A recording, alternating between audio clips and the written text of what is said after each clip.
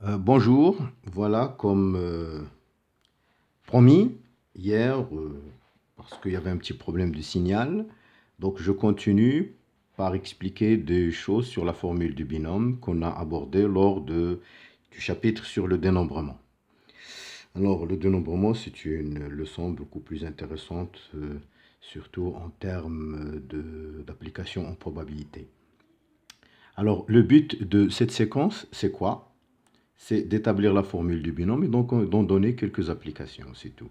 Alors je vais être bref, précis et simple. Alors je rappelle qu'en direct, nous avons fait quelques applications, plutôt quelques activités introductives qui permettent notamment de rappeler c'est quoi par exemple le principe du produit, si on se rappelle, qu'on a appelé aussi principe des bergers. Alors, qui consiste à faire quoi? Si, avec des termes très très simples, si on a une possibilité de faire un premier choix avec P façons,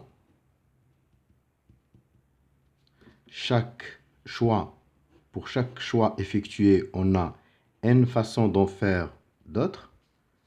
Pour chaque choix, pour chaque opportunité, disons pour chaque branche de l'arbre, on a N sous-branches. Le nombre total de sous-branches, nombre total des choix, ou disons des sous-branches, vaut exactement NP. Alors ça, c'est le principe qui régit le dénombrement, plus du principe général qu'on a appelé principe des tiroirs, qu'on a expliqué sur Zoom. Alors le but de ce qu'on veut faire aujourd'hui, après ce petit rappel, c'est d'expliquer sur la demande du Youssef, enfin d'établir la formule du binôme de Newton. Alors, pour établir cette formule, nous avons fait, mais les choses n'ont pas marché du tout à cause d'un problème de signal. Nous avons commencé par établir ce qu'on appelle la formule de Pascal. Alors, la formule de Pascal stipule ce qui suit. Pour tout cas appartenant à 0, 1, 2 jusqu'à n, tout entier, allant de 0 jusqu'à n, ck-1n plus le nombre de combinaisons de k éléments choisis parmi n vaut exactement ckn plus 1. Et cette formule qu'on sait établir juste avec un petit calcul élémentaire, en rappelant que cpn dans le cas général, c'est n factoriel, p factoriel, n moins p factoriel, que nos amis comme Hajar par exemple aiment écrire APN sur P factoriel. Il suffit juste de faire un petit développement des deux termes pour retrouver CKN plus 1. Mais le plus intéressant, c'est que cette formule de Pascal permet de calculer tous les CKN progressivement à l'aide d'un triangle que nous avons appelé triangle de Pascal. Alors qu'on a proposé sous forme d'un triangle rectangle ou d'un rectangle ou d'un triangle isocèle. Alors sous la forme suivante, la plus simple, parce que ça permet en fait d'aboutir à ce qu'on veut. Alors lorsque je développe a plus b puissance 0, ça me donne exactement 1. Lorsque je développe a plus b puissance 1, ça me donne exactement 1 fois a, 1 fois b. Alors je rappelle l'intérêt. L'intérêt, c'est que d'après notre cours sur la plateforme, a plus b puissance n, c'était la somme de ckn a puissance k bn moins k, k allant de 0 jusqu'à n. Et j'ai insisté sur le fait qu'il faut juste savoir pour le moment développer et comprendre qu'il s'agit d'une généralisation des identités remarquables qu'on a vues au collège et avant au tronc commun avec a plus b au carré, a plus b puissance 3.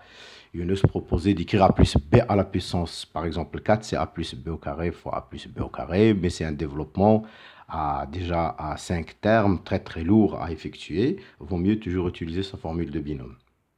Alors le but, c'est de comprendre ce que cette formule-là mène le développement juste au calcul de ckn, de ces coefficients-là qu'on appelle les coefficients binomiaux.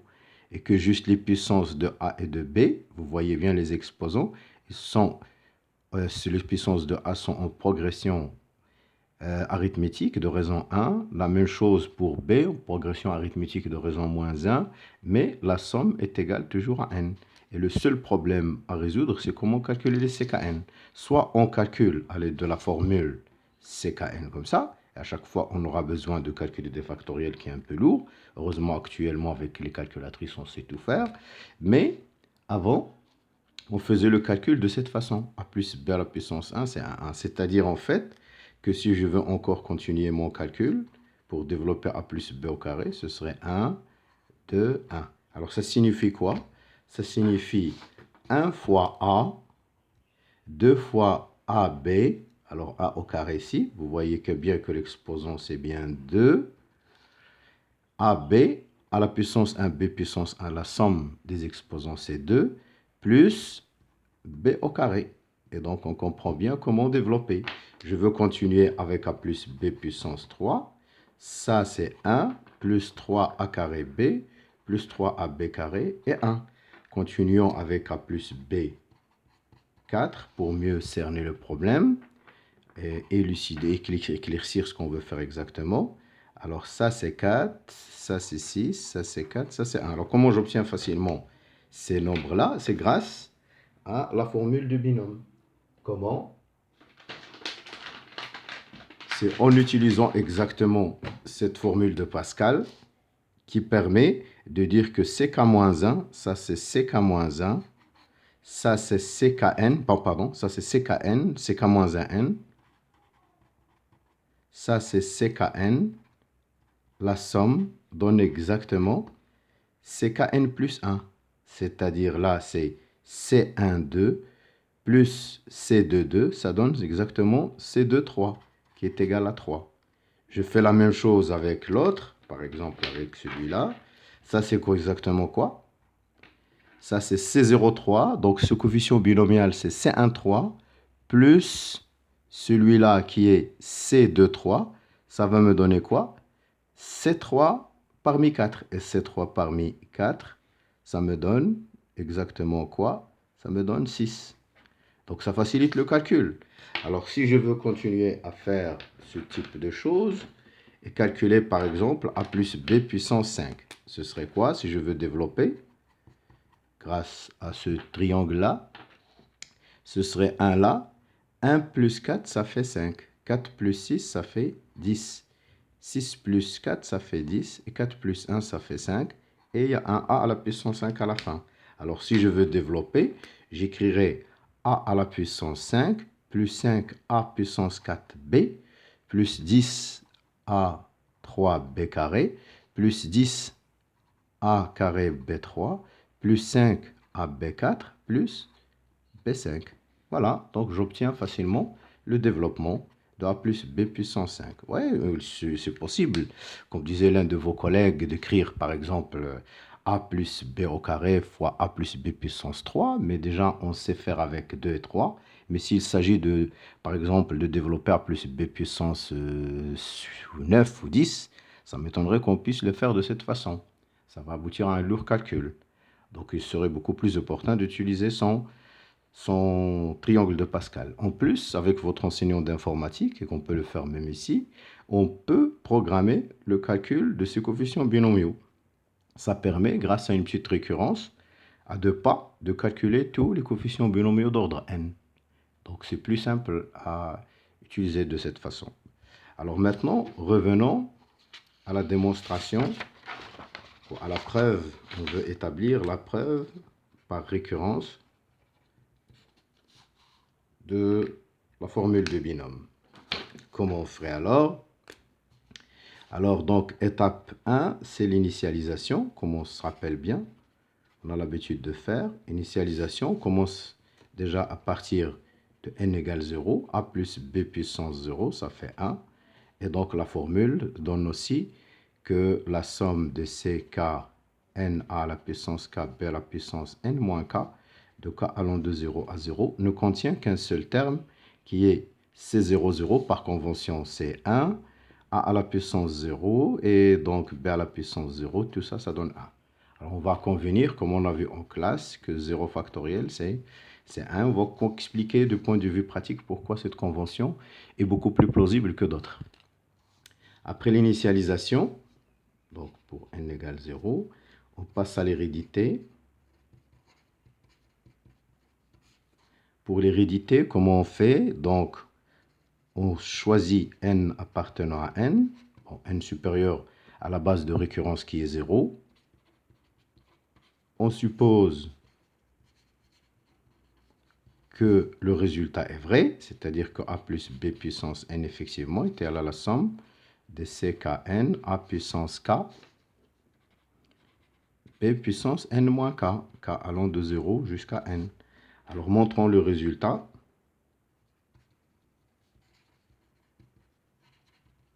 Pour n plus 1.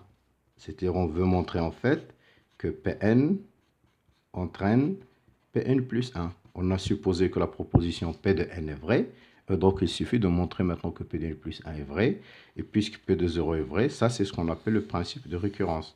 Tant que la base est vraie, et cette implication est aussi vraie quel que soit n supérieur ou égal à la base, alors ça c'est vrai pour quel que soit n dans n.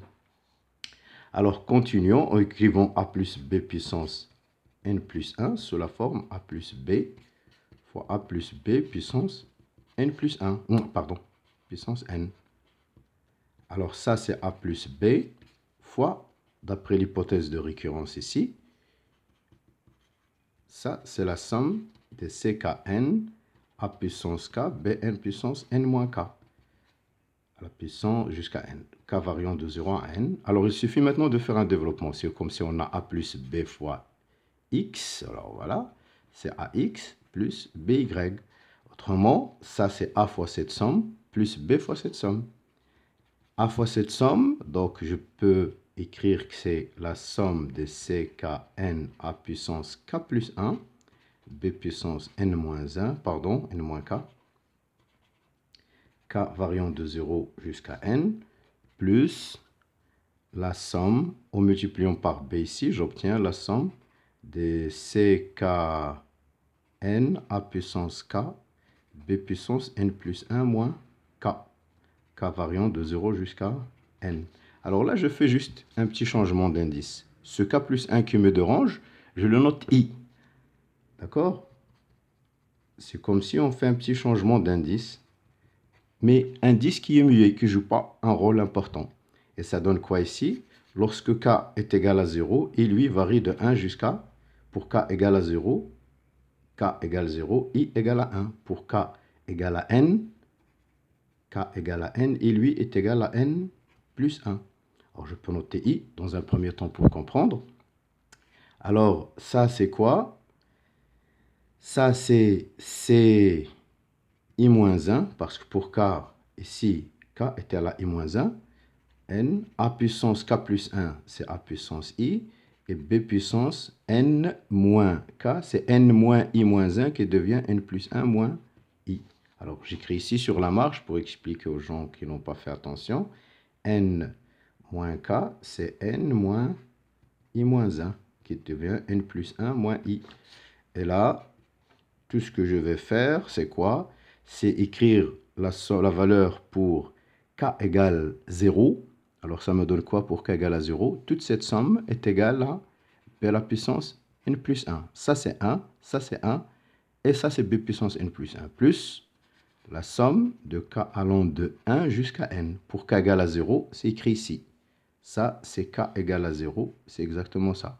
Alors, pour k égale à 1 jusqu'à n, je laisse tel qu'il est. A puissance k bn plus 1 moins k. Là aussi, je fais la même chose, ici, pas pour k égale 0. Là, j'isole i égale à n plus 1. Ça me donne quoi pour n plus 1? Là, c'est n plus 1 moins 1, c'est-à-dire cnn. Cnn, c'est 1. A puissance n plus 1. Alors là, ça donne b puissance 0, c'est 1, plus la somme de i allant de 1 jusqu'à n de ci moins 1 n a puissance i, b puissance n plus 1 moins i. Et là, c'est b puissance n plus 1 plus la somme de ckn a puissance k, b puissance n plus 1 moins k. Alors, ce k où i, c'est un compteur, ça ne joue aucun rôle dans le nom. Donc je dis K varie de 0 jusqu'à 20, c'est comme je dis P varie de 0 jusqu'à 20. C'est-à-dire que ça, c'est une lettre muette. C'est-à-dire que ce I-là et ce K qui varie, qui apparaît dans ces sommes, on peut les appeler tous les deux K. C'est juste un indice, un compteur de calcul. Alors disons que ça, c'est A puissance N plus 1. Et là, cette somme plus cette somme, je vois bien qu'il y a des coefficients. Il y a des coefficients, il y a des facteurs communs. Les facteurs communs, c'est quoi exactement? C'est ce A puissance I, B puissance N plus 1 moins I, comme ça. Et là, c'est CI moins 1, bon, disons CK moins 1 N plus CKN. J'ai dit que je peux remplacer I par K. Ça ne joue pas aucun rôle. Alors, j'explique pour les gens qui n'ont pas compris. Là, lorsque je dis la somme des K allant de 1 jusqu'à 3, ça, c'est la somme, la même chose si j'écris la somme des I allant de 1 jusqu'à 3. C'est-à-dire que cette lettre ne joue pas aucun rôle important, c'est juste un petit compteur. Bien, et il reste ce terme-là en Bn plus 1. Alors voilà, donc maintenant tout est gagné. Il suffit juste d'écrire a à la puissance n. Remarquez que c'est exactement C0 n plus 1. En tout cas, ça se donne toujours 1. A à la puissance n plus 1. B n plus 1 moins n plus 1. La même chose, je laisse cette somme telle qu'elle est. Plus Bn plus 1, je peux l'écrire aussi. C'est n plus 1, n plus 1. B à la puissance, alors A à la puissance n plus 1 moins n plus 1 fois B à la puissance 0, si on veut. D'accord? Alors, c'est B puissance n plus 1. Alors, parce qu'A à la puissance n plus 1 moins n plus 1, en tout cas, c'est A à la puissance 0, c'est 1. Et donc, maintenant, c'est gagné, parce que ça, c'est la formule exactement pour n plus 1. Je peux réécrire ça ici. Ça, c'est la somme de K allant de 1 jusqu'à n. Et grâce à la formule de Pascal, ça, c'est CK n plus 1. A à la puissance I, B à la puissance n plus 1 moins I. Et toute cette somme-là, tout ça, ça donne le résultat exactement pour n plus 1. Parce que ça s'écrit la somme des CK n plus 1, A à la puissance K, B à la puissance n plus 1 moins K, K variant de 0, d'accord? Ici, il varie de 0 jusqu'à n plus 1. Il varie de 0 ici jusqu'à n plus 1. Et donc, on vient de montrer que ceci, en fait, était à la A plus B puissance n plus 1. Comme ça, l'hérédité est gagnée. Alors, donc, il suffit maintenant de faire une conclusion. Conclusion. Alors, disons, résultat vrai pour n égale 0, qui était l'initialisation. On a montré si c'est vrai pour n, alors c'est vrai pour n plus 1, propriété qu'on a appelée hérédité.